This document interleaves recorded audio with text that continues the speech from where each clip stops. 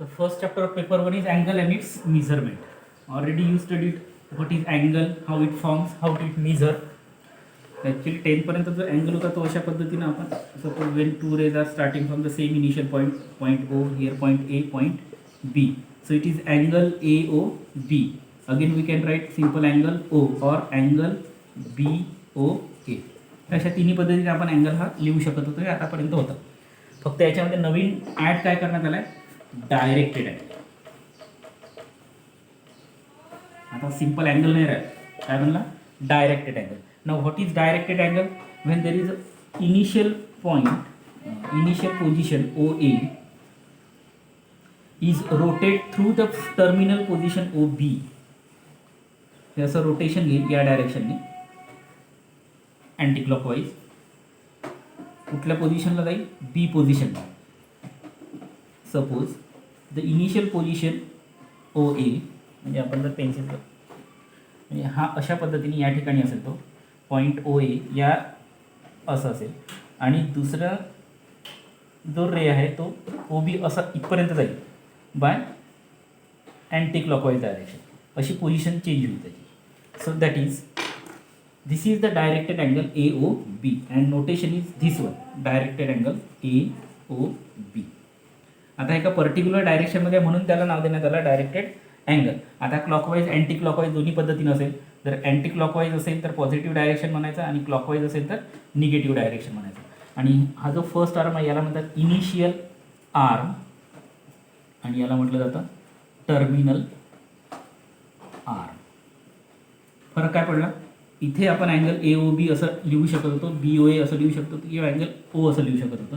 इथे मात्र तसं होणार नाही. इथे this is directed angle AOB and directed angle BOA means this is initial arm and the direction is clockwise and this is terminal arm.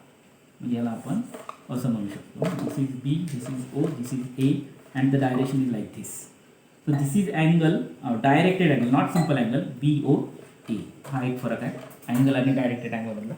बाकी measurement तशाच पद्धतीने घ्यायचं जसं आपण आधी घेत होतो. By using protractor we can measure the angle both directed आणि सिम्पल अँगल इन डिग्रीज. आणि नवीन आपल्याकडे मेजरमेंटचं एक रेडियन मेजर हा पण युनिट आपण अप्लाय करू शकतो for measurement of angle. Directed angle नंतर परत याचा ऑर्डर पेअर आपण असं लिहू शकतो, OA bar, this is arrow, comma OB बार. अशा पद्धतीने ऑर्डर पेअरमध्ये याला लिहिता येईल. OA bar means initial arm, OB bar means terminal arm. This is directed angle AOB. याला चेंज करायचं असेल तर OB बार OA बार मीन्स, याला वेक्टर फॉर्ममध्ये लिहा, arrow OB bar OA bar. This is directed angle means BOA.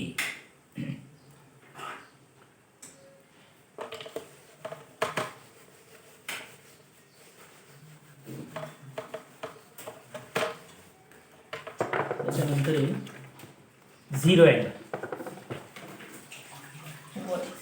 Zero angle, zero angle simple. when both initial and terminal line on the same point, same line, this is point B, this is point A, means OA bar and OB bar lies on the same line, this is zero angle. म्हणजे याचं जे measurement आहे ते zero होईल, म्हणजे rotation zero आहे, so it is zero angle. Then one rotation angle, one rotation angle. Now one rotation angle means what? When this OA is complete one rotation and take the same position with OB. म्हणजे हा पूर्ण एक rotation complete होईल अशा पद्धतीने जाऊन हा त्याच जागेवर येईल. इथं तसं नाही आहे, इथं फक्त तो एकाच ठिकाणी. इथं पूर्ण एक रोटेशन कंप्लीट झालं आणि OA याच पोझिशनवर OB येऊन गेलं, तर अशा वेळेस याला काय म्हणायचं, वन रोटेशन अँगल, आणि इट इज ऑफ 360 डिग्री. आणि this is zero angle is of 0 degree. Note करताना आपण directed angle AOB is equal to 0 degree असं वापरू शकतो. याला नोट करताना directed angle AOB is equal to 360 degree अशा पद्धतीनं लिहिता येईल. त्याच्यानंतर आहे straight angle.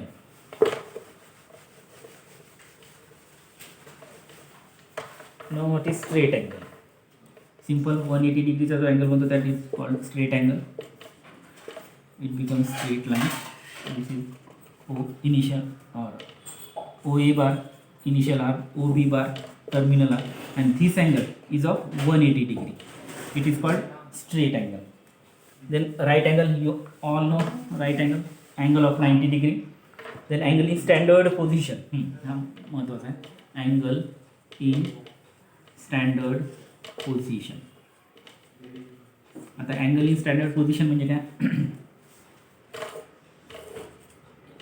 X axis, Y axis.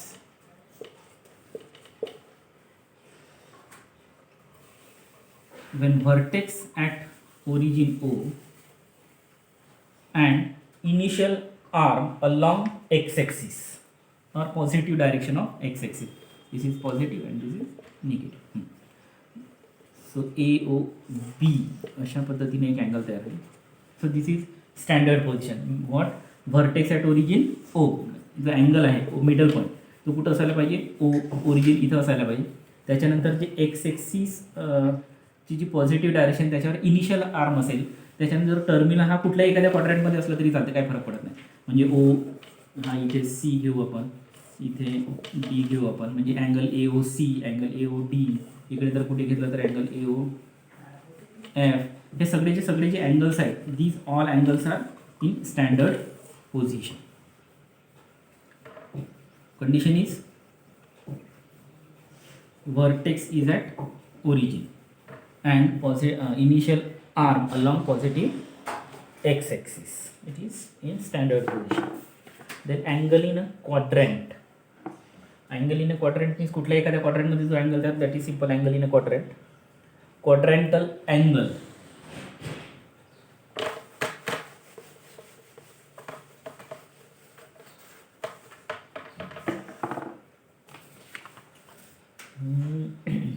Quadrantal angle.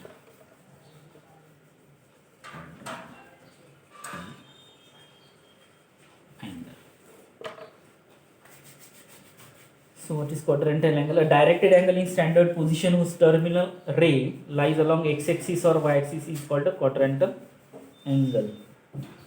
आता स्टँडर्ड पोझिशन मध्ये समजा कुठला अँगल असेल मीन्स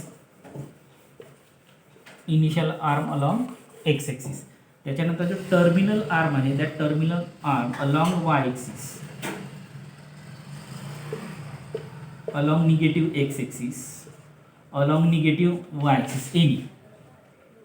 म्हणजे एक तर हा इथे म्हणजे 90 डिग्रीचे जे अँगल्स तयार होतात त्या अँगल्सच्या फॉर्मॅटमध्ये जर असेल तर त्याला काय म्हणायचं? Quadrantal angle. म्हणजे तो ऑन द एक्सिस असायला पाहिजे, along terminal arm along x or y both any one along x axis or y axis, then it is called quadrantal angle. Then next is coterminal angles. याच्यावर question असतो coterminal angle.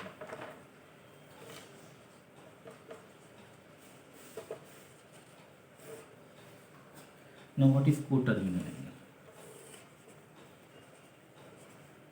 The difference between two angles is a multiple of 360 degree. It is a simple coterminal angle. With coterminal angle means have the same initial arm. Suppose this is OA and completing one rotation it on the same initial point or initial position, that is OB. Angle AOB or directed angle AOB, it is coterminal angle. Directed angle OAB 0 degree and directed angle this one OAB is of 360 degree. So 0 degree is coterminal with 360 degree. Second, suppose this is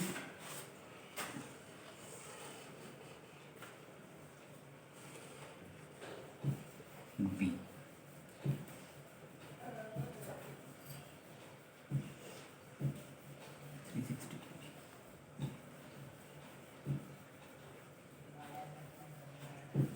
Directed angles of different amount of rotation having the same positions of initial ray and terminal rays are called coterminal angle.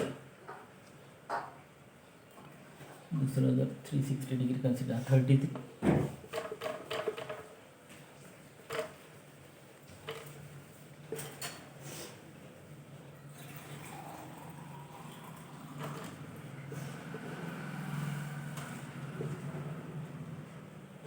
30 डिग्रीचा angle जर करत असेल, आता या 30 डिग्रीच्या अँगलमध्ये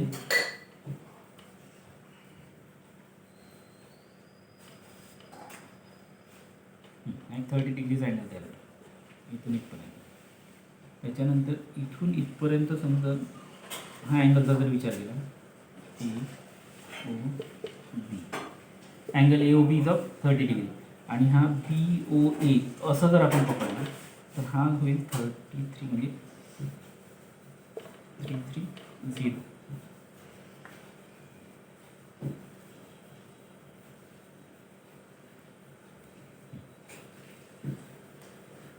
angle A O B is equal to 30 degree आणि angle A O B यामधून गेलं, डायरेक्शन चेंज करू आपण, अशी डायरेक्शन चेंज घेऊ याला असं.